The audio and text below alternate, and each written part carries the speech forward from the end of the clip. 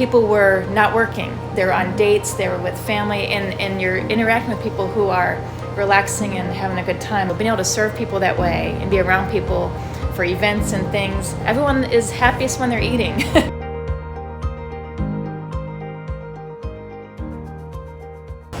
Welcome to another episode of Dream Achievers. This is Andy Young, the Mountain Money Man, and I'm joined today by Chef Shel with Purple Door Catering. Chef, thanks so much for joining us. I gotta ask, how did you come up with the name Purple Door? I used to own an apartment downtown Lynchburg. It was my dream apartment, a studio apartment. It was an old firehouse, and my family's full of firemen. Anyway, it had a huge purple door on it, and during my time I lived there's a lot of life changes and things where my daughter was grown up and moved out of the house, and it was just me, and had to be able to focus on more of what I wanted and things, and not being a mom all the time. And so when I opened up this business, the purple door reminded me of that time in my life when I need to start focus on my passions and stay true to who I am and stay my course. And so that's kind of where Purple Door came about. Very cool. So have you just always taken to enjoying cooking and preparing with that? Yes, it's been my whole life. I've tiptoed out of it a few times, but ran right back to it. Once you get in the kitchen, you either love it or you hate it. And if you love it, you're always going to come back to it. Always going to come back to it. So you've been doing this now. Purple Door you founded in 2019? Yes, February. Okay. Mm-hmm. So we've been a little while. We've had a little bit of something going on for the last year and a half. Yeah, a little something. So that's been kind of a theme of what I've heard is you had these aspirations and dreams of what you wanted it to be in your head, and then all of a sudden you had to back up and say, well, what does this really mean? And I know behind the scenes, we actually had, her dad was here helping out with, his kind heart and washing dishes because he wants his baby girl to be able to be successful and not have to worry about that. But for you, with opening this 2019 to now, what's been your biggest takeaway that you've just kind of looked at it and went, wow, that did not go how I thought? I had to put it in perspective because even though we were hit extremely hard, We've kept our doors open. We have not had to close. We've remained healthy. We've been able to continue to put food out in different ways outside of the box and everything. But the perspective part was I'd only been open a year. And even though this was my dream and I'd been in this business for over 20 years now, there's people out there that have been in business for a lot longer and were getting hit even harder. So it was very humbling knowing that I'm still here, I'm still getting support, and these other businesses that were just losing everything and had much more to lose than myself, only being open for a year. Just very grateful and a sense of community more than anything, because everyone was helping each other out.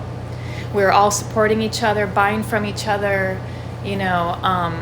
checking on each other, offering help in different ways, partnering up in different things. And so it was amazing how people you think might be your competition are really your friends and your partners, and nobody wanted anybody to fail. Nobody. And when you're all going through it together and you're all experiencing this new way of life that people are having to figure out of how do I do this? If I'm a restaurant owner and I no longer have the ability to have anyone in my doors, I'm now a takeout business.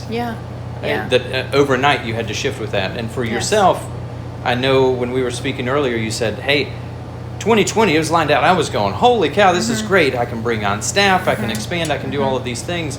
And then you just watched your calendar with one event after the other that was dropping off because people were canceling weddings, people were canceling events, businesses weren't open to even have catering come in with that.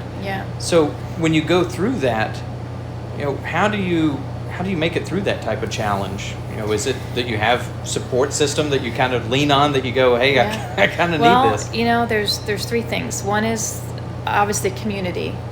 They didn't want to see you go anywhere. So whether it was a pint of soup, whether it was a meal or whatever, they were going to support you in one way or another. And tipping, I'm sure everyone's experienced this. Everyone was tipping, sometimes more than the amount of the bill. And we were doing the same if we would go do another episode. That was just helping everything all around. But in family, if it wasn't for my family volunteering their time most of the time, some of them who would normally get paid would still come in even though knowing I couldn't pay them, and helping me out so that I wasn't getting completely burned out. And of course the third thing is just faith. If it wasn't for the faith and knowing that we're going to get through this, and that no matter what, I started this for a reason. I had a purpose. God, helped me through this. He was going to continue to help me through it. So if it wasn't for those three things, we wouldn't be open right now. I would have waved the flag. We would have been done. Maybe started up again years from now or something like that. But because of all that and people saying, we don't want you to go anywhere, we just kept going. So now, as we've kind of come through, and hopefully we're towards the tail end of this, what events are you most excited about doing, or that you would hear locally that you've been doing? It's funny because my first couple of years, every business wants to try to be a little different and find their own niche. And we've done that with charcuterie boards and grazing tables and stuff like that. And I was kind of gearing my attention away from weddings. Simply because that's what most catering companies were doing. And I was like, well, let me give a lot of them that, and I'll focus on more corporate stuff and all that kind of thing. And so I was putting a lot of my eggs in those baskets. But then corporate completely, you might find some people doing these tiny, small events here and there, but corporate was doing nothing, And so, not only did I lose the regular events, I lost all corporate. So now I'm excited about companies being able to do things again, and the galas and the nonprofits being able to raise money for the things that they've always done through food and events and stuff like that. Weddings are amazing and wonderful and special and exciting, but these nonprofit events are very rewarding. When you see these and you see people raising money and giving and being a part of these things. So I'm really looking forward to that. A lot more fundraisers and things, and be able to be a part and give back to the community continually in that way. And also weddings. My daughter got married last year in the middle of all this. Oh my goodness. And we had to downsize it extremely and all that. And I remember how hard it was for me on the mother, the bride side, and seeing all these families constantly go through this. And, it seems like no big deal to some people, it's just a wedding, but it's very special, when you can't have everyone you loved be there and that kind of thing. So I'll be happy when people can celebrate again that way, and we can be a part of that. So you've been busy as far as with events. I see all the time that you're posting as far as preparing something. Oh, yeah. I've seen that you've been over at AR Workshop with Jessica and doing the charcuterie board I've classes. I've had to do so many things that are so far out of my comfort zone, including this. I usually like to be behind the scenes, and she talked me into teaching one class and just charcuterie, and some tips and things like that. I'm not a teacher. I'm not really a big speaker. So I did one class and I loved it so much. Everyone made me feel so comfortable. I've done like 4 since then. And they seem to always be very popular. They're always sold out, and sold out 10 people, but still, all the seats that are able to be full are full. And because so many more people wanted to be a part of those classes, she was doing some virtually. So while I was teaching some right in the class, there was some on video, and it was a lot of fun. So doing whatever we can just to keep relevant and keep our products out there and make sure people don't forget about us while we're not doing our regular thing, that we were designed to do. Now, you mentioned community being so big to you that the doors wouldn't be open right now today without the backing of the community and all of you guys that are out there that enjoy and get the charcuterie boards, and that you're out and enjoying yourself, but you're bringing others along with you. But if I look at that and I say, hey, I opened this and I felt that sense of community. Did you grow up here to feel that, or what brought you to Lynchburg? No, I grew up in upstate New York, moved here as a teenager. My whole family moved here. My dad was a fireman in upstate New York, and we had some family move to this area, and they just decided they wanted to move south and moved us all here. And I think I moved to Lynchburg in '99, got into the restaurant business right away, and from that moment loved it. But I just noticed there's always people who need something. There's always people that are hurting and that sort of thing. And with my family being police officers and firemen and EMTs, we've always had a sense of help and community, and so it's something I've always been driven towards. So even for my business, the purpose was always to somehow make a difference. Sure, we want to have profit and we want to make money and we want to grow, But if someone can remember something we did and remember us and a feeling we gave them, or or something like that, then we're good. We're good. We're doing what we were meant to be. So it just grows as time goes on, and with this pandemic, it's just been even that more elevated on how people need each other, and having people having to spend time with family, and having to slow down a little bit. I think people have stopped taking as many things for granted, and made things a little more special. I've been interested to see how many people have gotten back to basics, that they're cooking at home. Yeah. They're enjoying that time. The TV's off, the computer's off, and they're just community. They're there around the kitchen table or around the bar while they're prepping stuff. Yeah. And it's interesting to see how that's brought things closer. And you talk about the excitement that people get looking back at events and how you as the caterer can help out with that. I can still remember with our wedding that when we got married and we had barbecue, it was, it was just good cooking with that. But I can remember just the fact of my mom and friends and everybody just threw stuff together to be able to get sides and all of that. And we had the barbecue and we said, oh my gosh, is there going to be enough? And then finally we said, you know what, there's a Wendy's up the hill. If there's not, they can go up there and get some extra food. It's just about having fun. Yeah. That's one of the main reasons why I got into this as a profession, was because my favorite time growing up was when our family all sat down and ate dinner together. My mom worked hard, my dad worked hard. There was 5 of us kids. And really the only time we all got together was for dinner, and that feeling. And so when I started working in restaurants, people were not working. They were taking a break, they were with their families, they were on dates, they were with family, and you're interacting with people who are relaxing and having a good time, and you're able to serve them. You're not with them when they're more stressed and all that kind of stuff. And so being able to serve people that way and be around people for events and things, everyone is happiest when they're eating. It's a time to, most people, I know I do, I think about, okay, my day's crazy, but what am I going to have for lunch? What am I going to have for dinner? And even though I cook all day, I still try to think to myself, when am I going to sit down for a moment and just try to eat something, which doesn't always happen.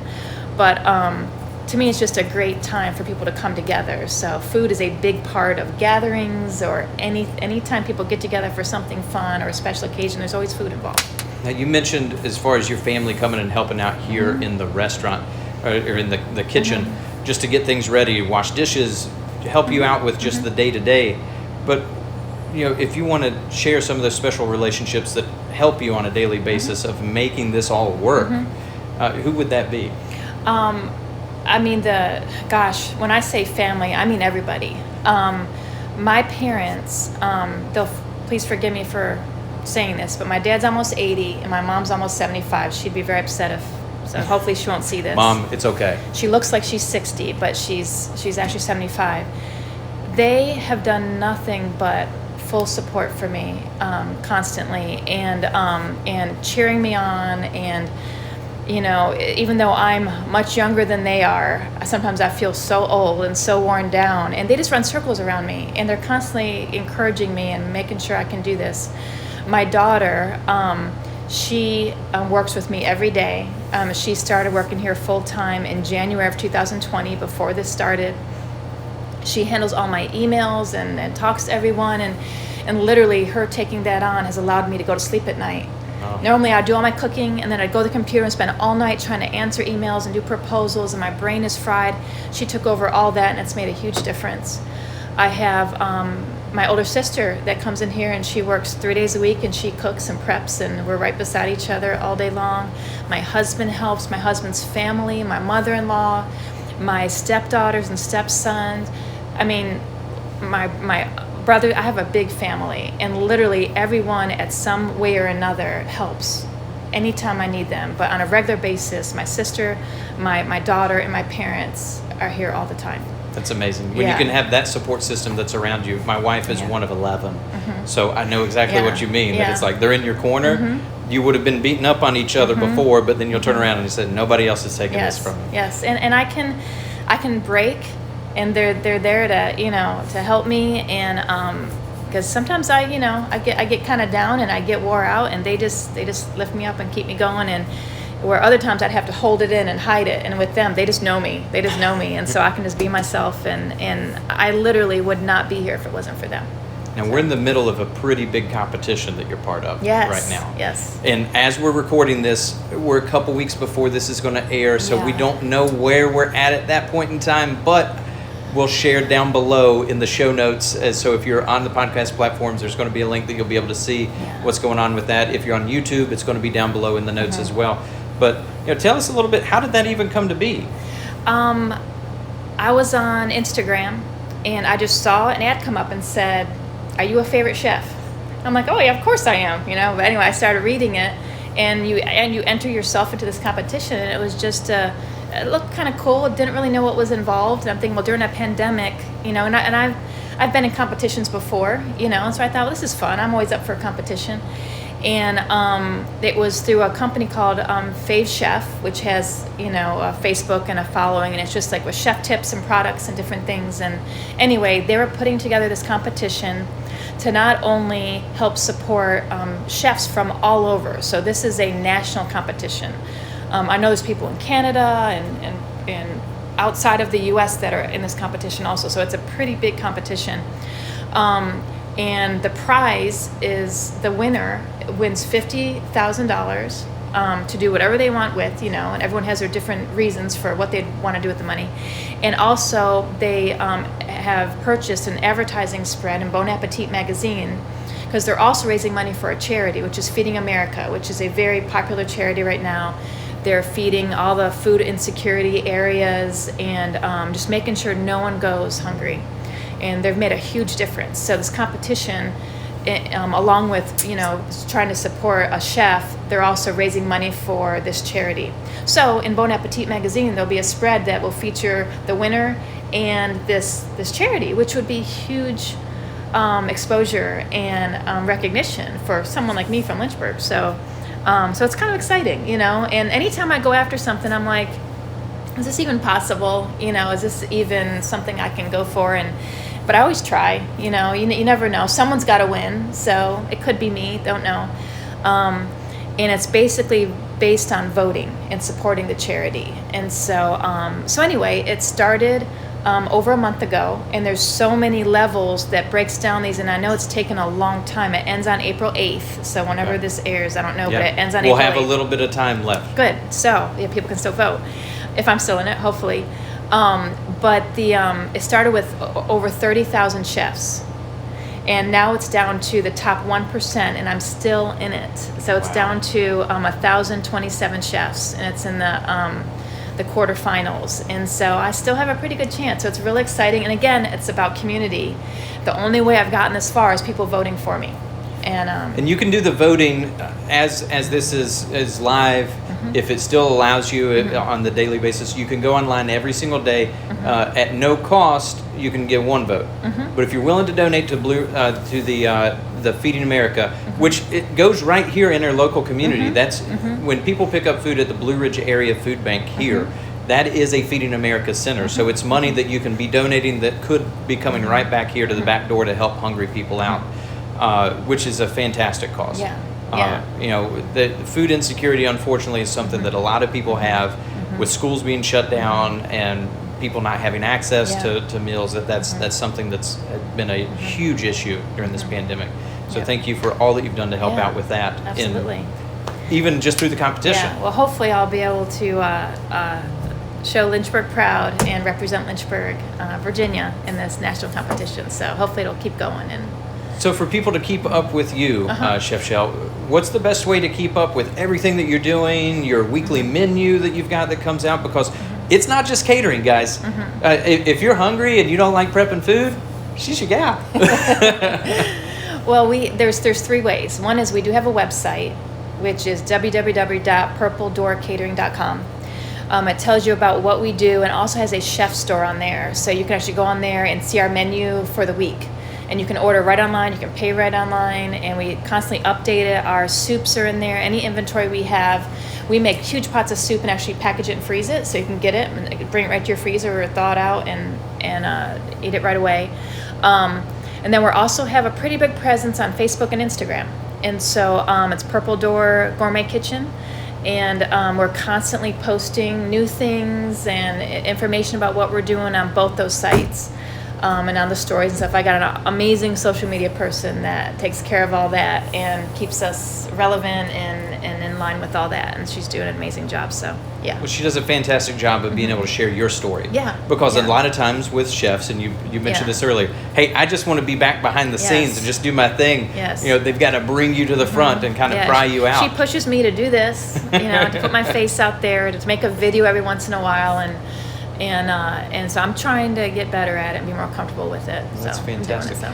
Anything else you want to share before we head out? No, just thank you for the opportunity to talk about, my company and things like that. And thank you to everyone who has supported Purple Door and everyone in the community that we're given all support to and stuff. Lynchburg is going to rise through all of this and be better for it, and we'll all have better community relationships and new relationships and all that. So I'm real excited to be here in Lynchburg and part of all this. Thanks so much. Well, guys, until next week when we show again, we want to focus on area businesses, people here in the community that are making a difference in Central and Southwestern Virginia. That's why we do this each and every week, to be able to spotlight awesome people like Chef Shel. So we look forward to being able to see you again next week. Until we catch you down the road.